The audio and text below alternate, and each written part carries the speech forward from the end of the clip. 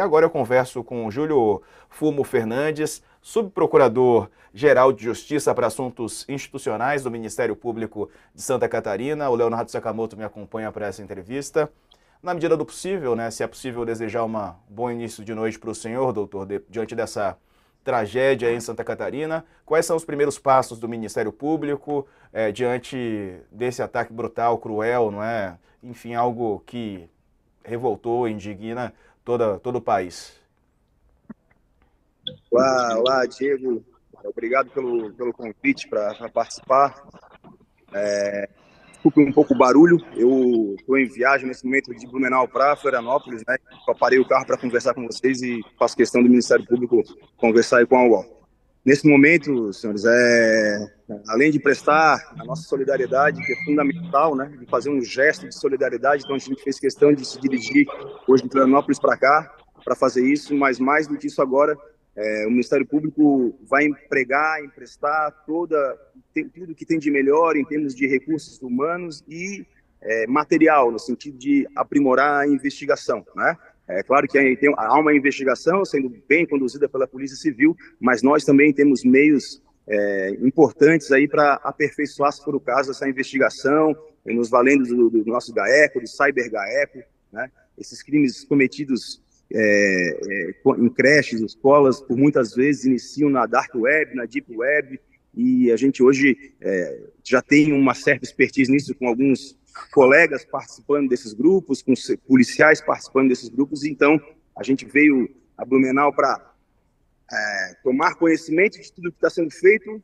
acompanhar os desdobramentos criminais e civis desse caso, buscar que os familiares das vítimas sejam acolhidos, e eu conversei isso com o prefeito. Acolhidos significa também até um auxílio material nesse momento, que vai ter gasto com o enterro. Por vezes pode haver famílias mais simples também, mas mais do que isso, o acompanhamento criminal, né? A gente vai buscar as melhores provas possíveis para dar a resposta necessária neste caso, mas além disso, nessa investigação que sim o CyberGAECO fará, nós buscaremos, a partir da quebra de dados telemáticos do celular, buscar se existe outros elementos, se existem outras pessoas, outros indivíduos, não envolvidos nesse caso necessariamente, mas por vezes em outras situações, em outros casos que porventura possa alguém estar cogitando a fazer. Doutor Júlio, boa tarde. Leonardo Sakamoto aqui, né? Obrigado por estar falando com a gente no meio de toda essa confusão.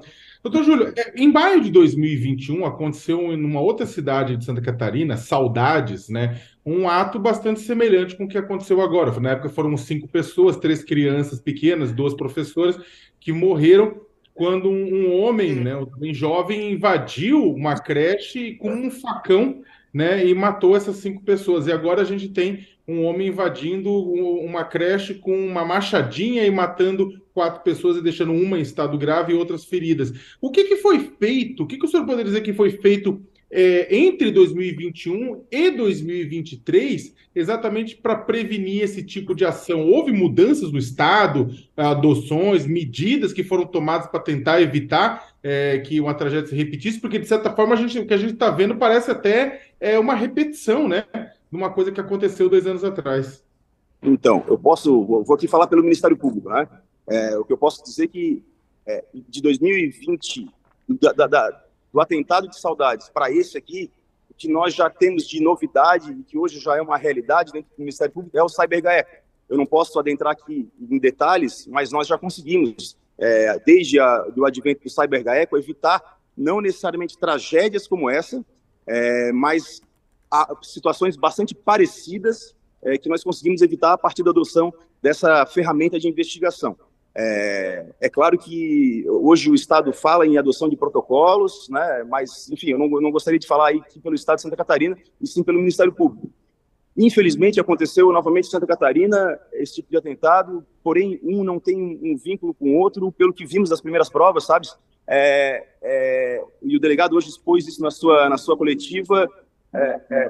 Trata-se de um ato isolado, aparentemente não há vínculo com outros crimes ou criminosos, enfim, então, aparentemente aí uma pessoa sem maiores consciências no momento, pelo menos, desse ato, enfim.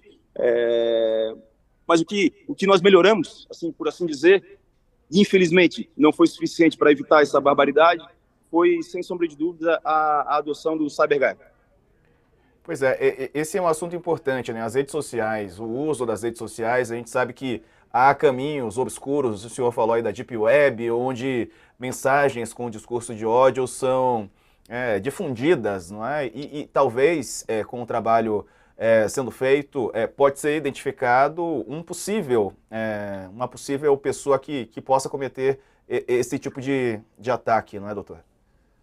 Exato. A investigação que vai se prolongar, ela buscará justamente, no primeiro momento, saber se existem elementos que auxiliaram nesse atentado em si.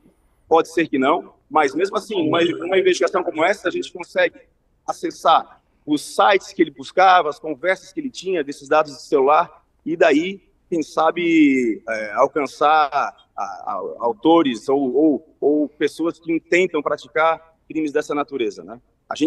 É um momento reflexivo, eu tenho dito isso, que a gente tem que tratar isso de maneira complexa porque ela é, né? Ou seja, no aspecto preventivo, nós temos que passar a discutir esse assunto com mais sobriedade e longe dos casos, inclusive. Nos valemos, infelizmente, dessas experiências terríveis, mas tratarmos de conversar sobre esse assunto, tratarmos de falar sobre a segurança na internet, por que não isso, de repente, se tornar matéria de sala de aula, disciplina escolar, né? Em Portugal, me parece que há algo nesse sentido.